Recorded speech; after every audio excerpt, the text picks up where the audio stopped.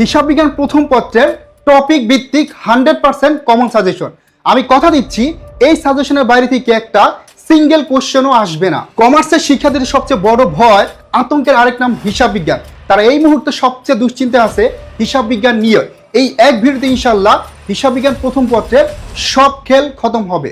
বিগত 5-6 বছরের বোর্ড প্রশ্নে অ্যানালাইসিস করে যে কোশ্চেনগুলো বারবার বোর্ড পরীক্ষা আসছে, এমন প্রশ্ন নিয়ে আজকের এই সাজেশন ভিডিওটি তৈরি করা হয়েছে। এই সাজেশন থেকে ইনশাল্লাহ তোমাদের 100% কমন থাকবে।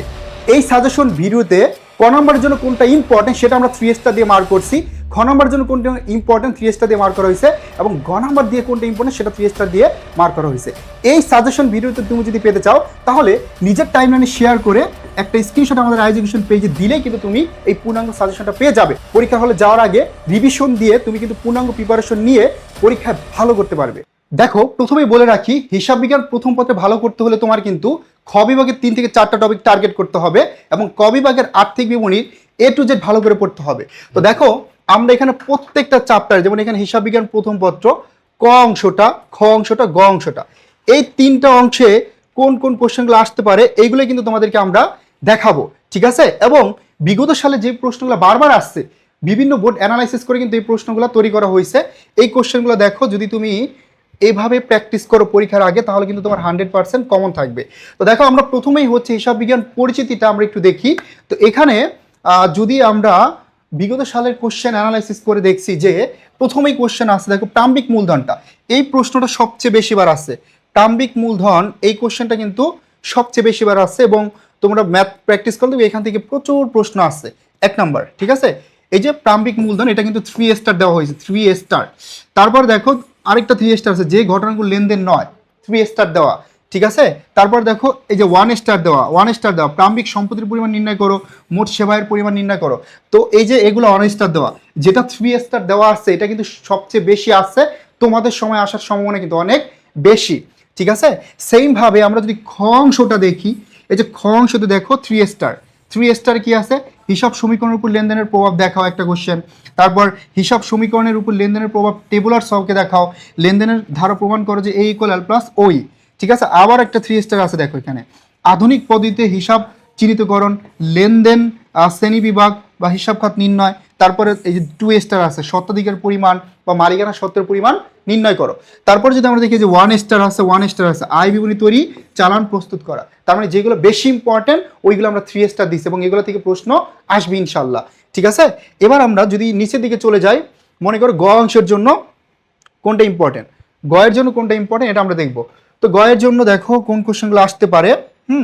গয়ের জন্য কোন কোশ্চেনগুলো আসতে পারে, যে 3 স্টার দেওয়া আছে এখানে, যে হিসাব সমীকরণের উপর লেনদেনের প্রভাব দেখাও, সবচেয়ে ইম্পর্টেন্ট। তারপরে হিসাবের শ্রেণী বিভাগ দেখাও, যেমন মনে করো সমীকরণের উপর প্রভাব দেখাতে পারছে টেবুলার ছকে। তারপরে প্রমাণ করো যে A = L + OE, মানে হিসাব সমীকরণটা তোমার প্রমাণ করতে হবে, ঠিক আছে? এখানে আরো দেওয়া আছে 1 স্টার, মালিকানা সত্ত্ব বিবরণী প্রস্তুত করো। তারপর আধুনিক পদ্ধতিতে লেনদেন শ্রেণী বিভাগ দেখাও। 6 আছে কি মালিকানা সত্ত্বের পরিমাণ নির্ণয় করো। তার মানে এখানে কিন্তু ধাপে ধাপে দেওয়া আছে। 2 স্টার যেটা তোমরা একটু ভালো করে পড়বা, 3 স্টার যেটা একদম ঠোরাস্ত করে ফেলবা, ঠিক আছে? একইভাবে আমরা হিসাবের বইসমূহ দেখো, এটাও দেওয়া আছে, হিসাবের বইসমূহ দেওয়া আছে। ওকে, হিসাবের বইসমূহ, এখানে হিসাবের বইসমূহের জন্য কোনটা ইম্পর্টেন্ট, দেখো ক নম্বরের জন্য আমরা কতগুলো প্রশ্ন রাখছি, এখানে প্রায় 24টা কোশ্চেন রাখছি। তবে যেগুলো একটু বেশি ইম্পর্টেন্ট, মানে যেটা আমরা 3 স্টার দিই, সেটা থেকে কোশ্চেন আসার সম্ভাবনা একটু বেশি। মনে করো 3 star, 2 star, 2 star, 2 star, 2 star, 3 star কি আছে? প্রাম্বিক মূলধন নির্ণয় করো। তাহলে প্রাম্বিক মূলধন নির্ণয় করে এখান থেকে একটা কোশ্চেন থাকবে, এবং আমারও মনে হচ্ছে এখান থেকে একটা কোশ্চেন থাকবে, ঠিক আছে? তো এভাবে দেওয়া আছে। এই যে খ অংশটা দেওয়া আছে, দেখো এখানে খ অংশটা তৈরি করা আছে, হ্যাঁ। তারপর আর্থিক বিবরণীর যেটা ইম্পর্টেন্ট ওইটা আমরা দেখাবো। মুনাফার হার এমসিকিউর জন্য কোনগুলো ইম্পর্টেন্ট এটা দেখাবো। ওকে, এই যে দেখো খ বিভাগ, খ অংশ দিকে কোনগুলো ইম্পর্টেন্ট, এখানে 3 স্টার দেওয়া আছে। আমি জাস্ট তোমাদেরকে একটা জিনিস দেখাবো, সেটা হচ্ছে হিসাব বিজ্ঞান নীতিমালাটা। এই যে ব্যাংক সমন্বয় বিবরণীটা হচ্ছে তোমার 3 স্টার, আমরা একটা দিছি, যে ব্যাংক বিবরণীতে লেখা হয়নি এরূপ লেনদেনের টাকার পরিমাণ নির্ণয় করো। তাহলে এটাতে কিন্তু প্রশ্ন আসবেই, ঠিক আছে? এটাতে কিন্তু প্রশ্ন আসবেই। ওকে, তারপরে দেখো আমরা যদি দেখি এখানে খ অংশের জন্য দুইটা দিছি আমরা 3 স্টার করে। ব্যাংক সরঞ্জাম প্রস্তুত করো, লেনদেনের জাবেদা দাখিলা দেখাও, এখানে দুইটা দিছি। তারপরে রেও মিলটাও সেম, আমরা 3টা অংশের জন্য দিয়ে দিছি। এবং এই যে কনসেপ্টগুলো আছে এই কনসেপ্টে কিন্তু এমসিকিউ তে প্রশ্ন আসবে, ঠিক আছে, এমসিকিউ তে প্রশ্ন আসবে। তারপর যদি আমি দেখি খ অংশ, তারপরে গ অংশ, হ্যাঁ গ অংশ, এই যে দেখো গ অংশ, তারপরে এই চ্যাপ্টারটা বেসিক্যালি আমি দেখাবো তোমাদেরকে মেইনলি হিসাব বিজ্ঞানের নীতিমালাটা। তো দেখো এই নীতিমালার সবচেয়ে গুরুত্বপূর্ণ প্রশ্নগুলো এখানে দেওয়া হয়েছে। নীতিমালার সবচেয়ে গুরুত্বপূর্ণ প্রশ্নগুলো এখানে দেওয়া হয়েছে। এই যে দেখো এখানে নীতিমালার সবচেয়ে গুরুত্বপূর্ণ প্রশ্নগুলো দেওয়া হয়েছে। প্রথমে দেখো বর্তমান হিসাব সংক্রান্ত ধারণাকে ড্যাশ বলা হয়, হিসাব বিজ্ঞানের নীতিমালা বলা হয়। চলমান প্রতিষ্ঠানের ধারণার মধ্যে কোনটা আছে? সবচেয়ে বেশি আসে চলমান প্রতিষ্ঠান থেকে, পূর্ণ প্রকাশ নীতি থেকে আসে, ঠিক আছে, পূর্ণ প্রকাশ নীতি থেকে আসে। তারপর মনে করো অনেক সময় কোশ্চেন চলে আসে ব্যবসার সত্তা ধারণা থেকে। এইগুলোর গুরুত্বপূর্ণ প্রশ্নগুলো এখানে দেওয়া হয়েছে। তাহলে এই সাজেশন আমরা কি কি পেতে যাচ্ছি?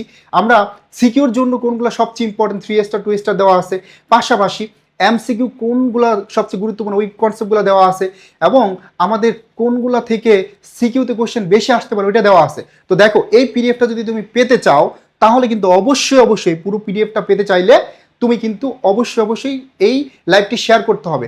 এই লাইভটি শেয়ার করে নিজের টাইমলাইনে রেখে দিতে হবে, এবং একটা স্ক্রিনশট নিয়ে যদি আমাদের এডুকেশন পেজে দাও তাহলে কিন্তু তুমি এই পিডিএফটা পেয়ে যাবে, ঠিক আছে। আমি আরেকটু যদি দেখাই, মনে করো আর্থিক বিবরণী, যেটা সবচেয়ে গুরুত্বপূর্ণ, আমরা আর্থিক বিবরণীতে চলে যাই চ্যাপ্টার 9-এ।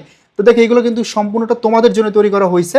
এইগুলো পরীক্ষার আগের দিন পড়ে গেলে তোমার কিন্তু এখান থেকে একদম 100% কমন থাকবে, এর বাইরে থেকে কিন্তু আসবে না, ঠিক আছে। তো এই যে খ খ ক এভাবে ডিভাইড করা আছে। আমরা মনে করো এই যে আর্থিক বিবরণীটা তোমাদেরকে একটু দেখাবো, আর্থিক বিবরণীটা দেখাবো। এই যে আর্থিক বিবরণী দেখো, আর্থিক বিবরণীর কোন ম্যাথগুলো আসতে পারে সবচেয়ে বেশি, এমসিকিউর জন্য কোনটা ইম্পর্টেন্ট, এগুলা। তো দেখো এখানে কিন্তু এই যে ক বিভাগের জন্য যেগুলো ইম্পর্টেন্ট, যেমন চ্যাপ্টার 9-এর আর্থিক বিবরণী, ভ্যাট, ভ্যাট চলতি সব প্রস্তুত করে, এটা কি 3 স্টার, ভ্যাট চলতি সব প্রস্তুত 3 স্টার। তারপর 3 স্টার মোট বা নিট সেবার পরিমাণ নির্ণয় করো, এই 2 স্টার নিট ক্রয়, 2 স্টার 1 স্টার, এগুলো সব পড়বা। এবং এই টার্মগুলো কিন্তু তোমাদের জন্য এমসিকিউর জন্য ইম্পর্টেন্ট, যেটা ক নাম্বারে দেওয়া আছে। ওকে, সো এই পিডিএফটা পুরোটা পেতে চাইলে এখনই জাস্ট কি করো, একটা তোমার টাইমলাইনে শেয়ার করো, টাইমলাইনে হচ্ছে শেয়ার করে, ঠিক আছে, টাইমলাইনে শেয়ার করে স্ক্রিনশট নিয়ে আমাদের এডুকেশন কমার্স পেজে অথবা এডুকেশন পেজে দিলেই কিন্তু তোমাকে পুরো পিডিএফটা দিয়ে দিবে।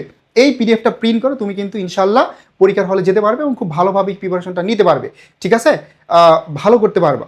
ওকে, সো এই জন্য দ্রুত শেয়ার করে দাও, বন্ধুদের মাঝে শেয়ার করে দাও নিজের টাইমলাইনে, তারপর হচ্ছে স্ক্রিনশট দাও, দিলে কিন্তু পিডিএফটা তোমরা পেয়ে যাবে ইনশাল্লাহ। সো দ্রুত ঝটপট করো এবং নিজের কাছে রেখে দাও, পরীক্ষার আগে জাস্ট এটা রিভিশন দিবা, পড়বা, পরে পরীক্ষার হলে গেলে তুমি কিন্তু কমনও পাবে, পাশাপাশি পরীক্ষা বাজিমাত করতে পারবে, পরীক্ষা তুমি ভালো একটা মার্ক অ্যাচিভ করতে পারবে।